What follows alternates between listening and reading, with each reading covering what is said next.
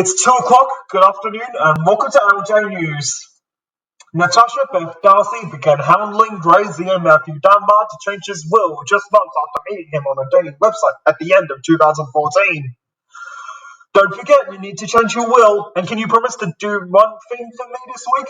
Call solicitor for appointment to sort out your will. The 46-year-old texted Mr. Dunbar.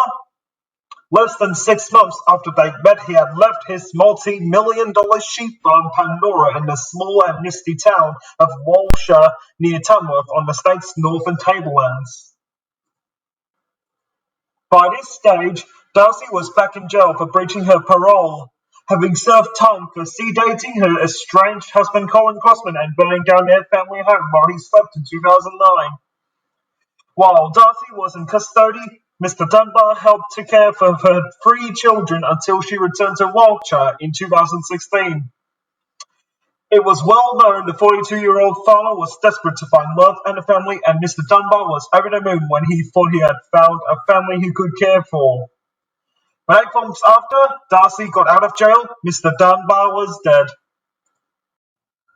Today, a New South Wales Supreme Court jury found Darcy guilty of murdering Mr. Dunbar by sedating him with a cocktail of drugs blended in a NutriBullet before she gassed him with helium on his property in the early hours of August 2nd, 2017.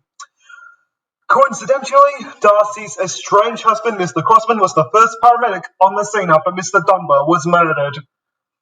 The accused had a significant motive. She had no income. She insisted she be made the beneficiary. She stood to gain substantially by his death. She had motive.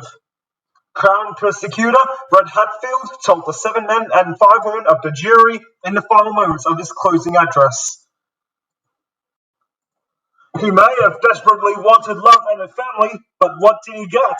A cold and calculating person who was determined to kill him and inherit his wealth. Darcy knew on the Mr. Dunbar's history of depression and that he had once threatened to take his own life in June 2017. Between February and August 2017, Darcy Googled hundreds of different ways to murder Mr. Dunbar. On the night of his murder, possibly after she had killed him, she used his phone to search, "Does helium show up in an autopsy?" Darcy tried to source RAM sedatives from 3 different vets before finally obtaining 100 milliliters of ace-promazine from Creekland's veterinary surgery at Armidale on June 28, 2017. She used a false name and address to purchase enough ace-promazine to sedate 25 to 40 horses and Googled ace-promazine human overdose and what would ace-promazine do to a human. Darcy ignored 2 calls from Mr. Dunbar as he researched helium online on the family's Mac computer 2 days before his death. 1 minute later, she rang a super gas store at Tamworth on the afternoon of July 31st, 2017, and ordered a 3.5 cubic meter tank of helium, telling an employee Mr. Dunbar would pick it up the following day. The employee remembered a clear recollection, the request being specially for high-purity helium, and it being a female caller. Darcy later suggested to police Mr. Dunbar may have ordered it, telling them Matthew had a very feminine-sounding voice. The Supergas employee told the court, "No, I am 100% certain I spoke to a woman." Darcy had purchased $100 worth of antipsychotic drugs, haloperidol, and Seroquel from a former friend after telling them Mr. Dunbar was her gay business partner who had only 6 months to live due to a brain injury.